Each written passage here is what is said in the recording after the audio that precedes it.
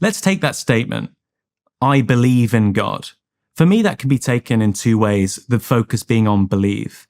Either I believe in God like I believe in humanity. When I say that, I don't mean like there's a thing called humanity. I mean, there's a thing which I'm putting my hope in. There's something that I trust, i.e. humanity. But obviously there's a second way of taking that statement, which is I believe that this thing exists, like the concept of humanity or God. And so when you say you're an existentialist believer in God, I think you probably fall into that first category, that you take the leap of faith towards God. You trust God. You put your belief in God in that way, rather than making the propositional claim, there is some concrete entity that is satisfied and is true and described in the proposition there as a perfect being who's conscious, powerful, good, and the like. Do you think that's a fair characterization of the distinction? Well, I have a hard time understanding exactly how to get to the second without thoroughly dispensing with the first, or thoroughly arranging the first properly. So let me respond to that in a way that also addresses another issue that you brought up. So you said with regards to Jacob's ladder, and I described this like infinite upward climb, let's say, at least of human beings. You said, well, there has to be something at the top. So let me describe for a moment how I think that's dealt with, at least in part, in the combined Old Testament and New Testament canons. And I'll make reference, I think, primarily to the concept of the Logos. So there's an insistence in Christianity that, and Christ himself makes this claim, that he's the embodiment of the prophet and the laws.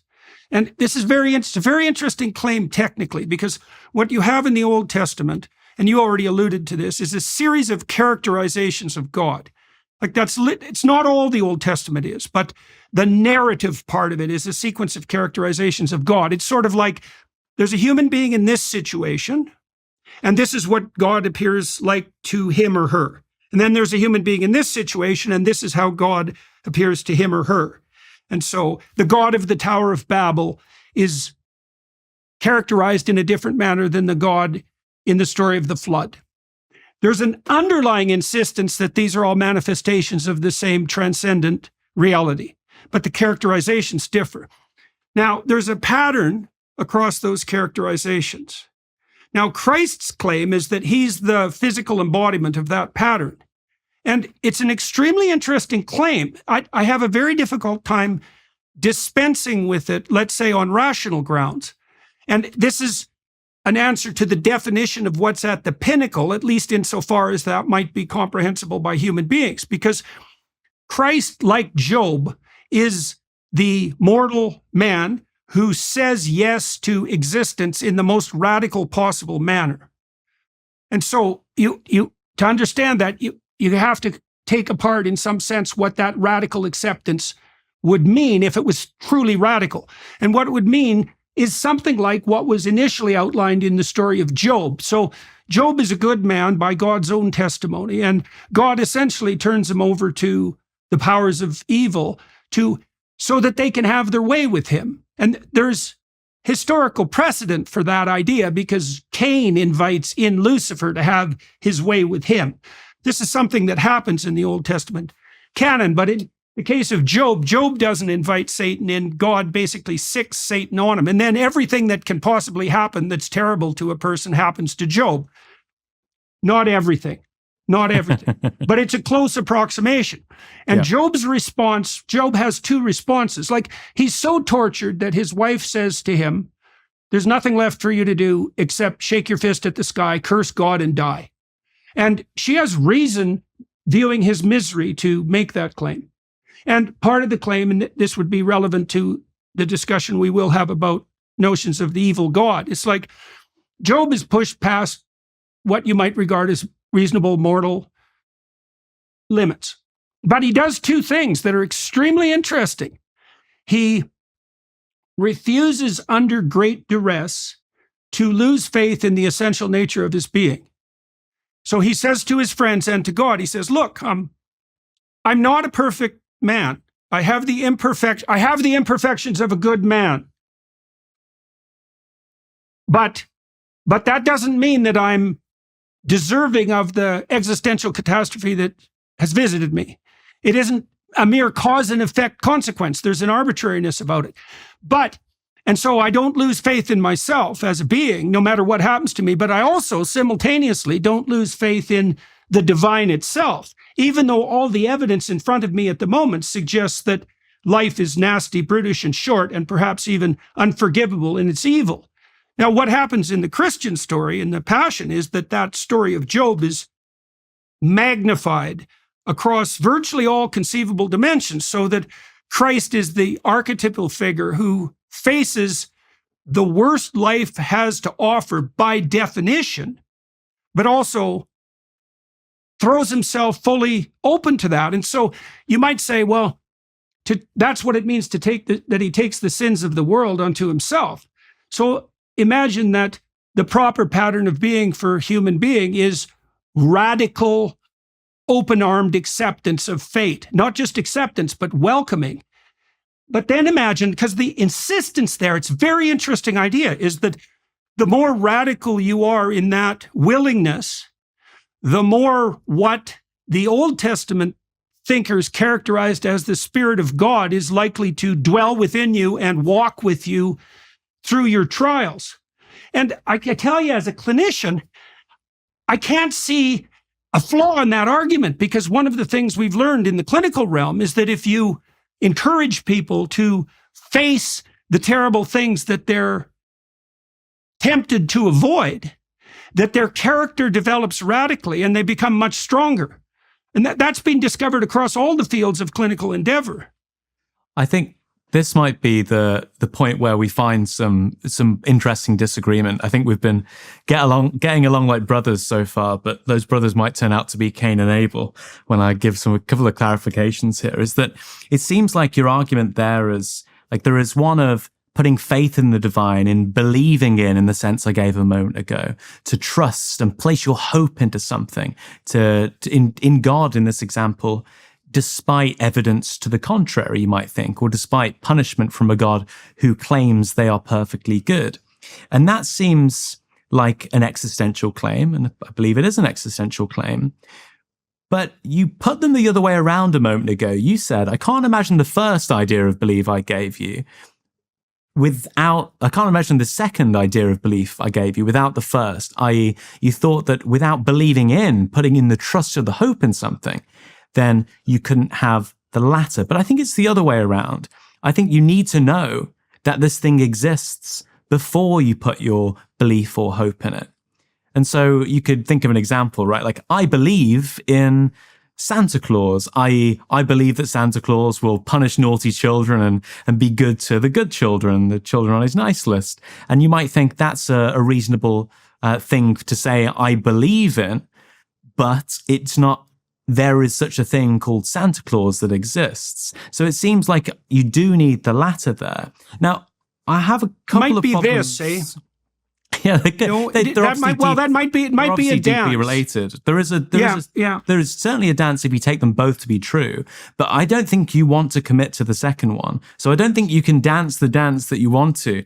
I think there's one person tangoing in that scenario. There's only I believe in God and make the jump. There's no and the proposition that God exists is true. You don't say that one. So I don't think you're welcome on God's dance floor, let's say. But I have a hard time with what people who ask that question. People ask that question as if the statement exist is self-evident. It's weird, eh? Like, because when you're putting together a statement and one of the objects of the statement or the subjects of the statement is the ineffable unity of all things, you just can't cram another word in there like exists without introducing an equal mystery, because you're trying to make an equation, right? Does God have the properties of something that exists? It's like, well, you already have an implicit notion of what existence constitutes. It's part and parcel of the structure that's enabling you to ask that question. And I don't know what your theology of existence means. So when you say to me, I don't mean you specifically, but I could mean you too. It's like, does God exist? It's like, well, what's your conception of exist? I mean, that's what we're bandying about to some degree, right? It's the thing that's at the top of Jacob's ladder. Okay, well, that's not the same thing as a table. Right? Well, It's a different kind of existence. There is something which is in the world, physical or non-physical, that fits that description. You might have a Wittgensteinian idea from the Tractatus, although it's outdated, that my language literally maps onto something that exists in reality. It doesn't need to be a physical entity. I can speak of conceptual entities like sets and numbers and the like.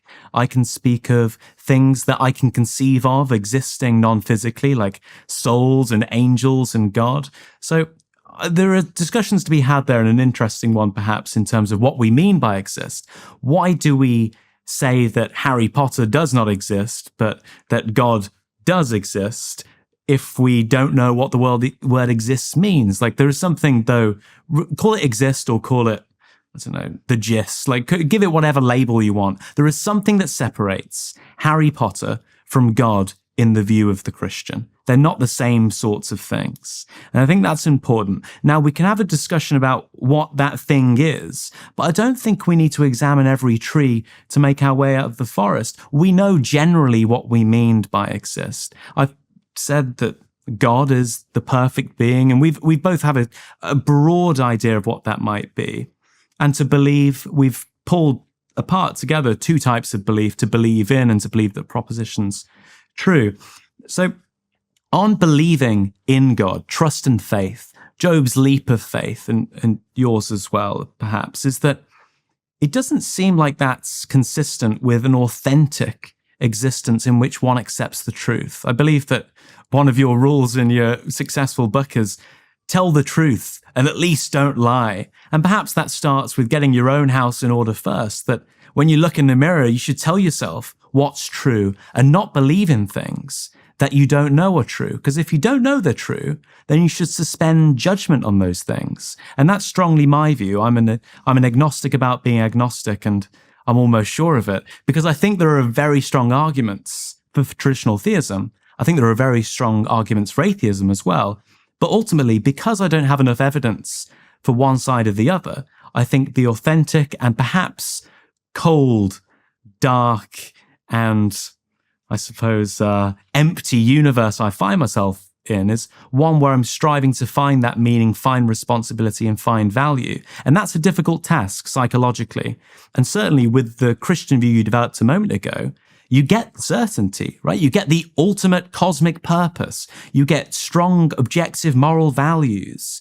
You get this story of the world in which you sit neatly in the place. Now, just to talk about this for a moment, because I think this is a really interesting point, is that those who are agnostic or like myself or who are atheists, they often say things like, oh, I feel so small in comparison to the rest of the cosmos. Like my life seems so insignificant and meaningless. And you sort of go, well, if you were as big as the world or as big as the sun or as big as the universe, would that make your life more meaningful? And I sort of go, no, it wouldn't change it. So size doesn't seem to matter. And then you think, well, maybe it's because I only live for 80 years if I'm lucky. And compared to the 4.5 billion years of our world and the 13.8 of the universe, it seems like my life's meaningless in that context. And you go again, like, imagine you lived for 800,000 years or 8 million years. Does that give your life more meaning? It seems like it doesn't. Now, despite what my ex-girlfriend might tell you, it seems that size and how long you last isn't what's valuable in the context of meaning and purpose. The thing that's meaningful and the thing that we cry out for as agnostics or atheists is what Albert Camus referred to, as you know, as the absurd. We call out for meaning from a universe that's indifferent to us. As the philosopher Michael Hauskeller tells us, this version of the absurd threatens to rob us of our sanity. Here be lions and dragons. Here be cold and dark and emptiness. And that's uncomfortable, right? That you don't belong here, or it isn't obvious that you belong here. But I think that's, if we're going to tell ourselves the truth, that search for meaning in a world that doesn't obviously present us meaning is the world that we need to embrace if we're going to live honestly and authentically.